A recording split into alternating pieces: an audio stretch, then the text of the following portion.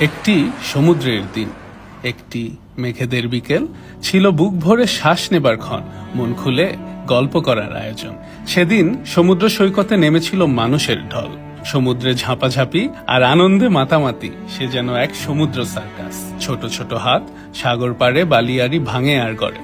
সে দেখি আর একে চলি এক পরন্ত বিকেলে। একটু দূরেই তীক্ষ্ণ নজরদারিতে সদা ব্যস্ত এক জোড়া চোখ।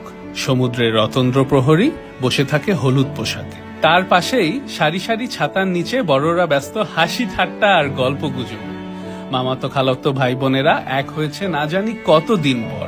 মুড়িওয়ালা মামার মুড়ি মাখা খাওয়া আর তার ফাঁকে ফাঁকে হাসির ফুলঝুরি। প্রাণবন্ত এক সময়, যতটা স্মরণীয় করে রাখা যায়। আবার কবে আসা হবে কে জানে। সাগর পারে হেঁটে যায় রং বেরঙের খেলনার জাদুকর। তার জাদুতে দুই পাক ঘুরে খোলা আকাশে উড়ে যায় কাগজের পাখি। ঝিনুকের মালার ঝিলিক দেখা যায় বিক্রেতার হাসিতে। এরই মাঝে সমুদ্রের ঢেউ ভেঙে জাল ফেলে জেলে। প্রকৃতির এই আদি পেশা যেন নিজেকে জানান দেয়।